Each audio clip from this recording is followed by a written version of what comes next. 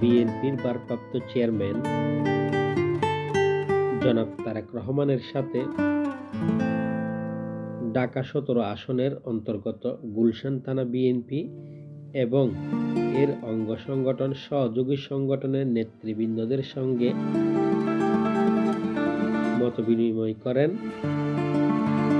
বিএনপির ভারপ্রাপ্ত চেয়ারম্যান জনাব তারেক রহমান।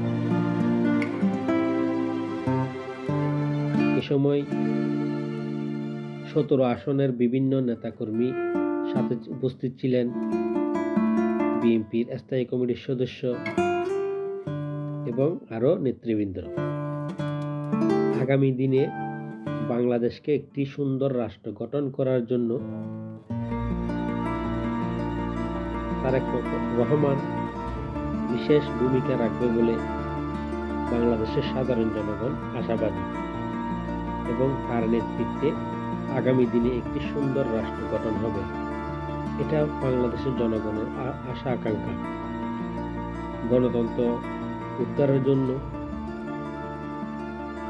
দীর্ঘ ১৭ বছর স্কাইপির মাধ্যমে আন্দোলন সংগ্রাম করে দলকে নেতৃত্ব দিয়ে একটি সুশৃঙ্খল দল হিসেবে পরিণত করেন এবং আজকে তিনি তার নেতৃত্বে একটি সুন্দর আগামী দিন বাংলাদেশের জনগণকে উপহার দিবে বলে বাংলাদেশের সাধারণ জনগণ আশাবাদী। তাই ধানের শীষে ভোট দিয়ে আগামী দিনে একটি গণতন্ত্রের রাষ্ট্র গঠন করার সুযোগ দিন।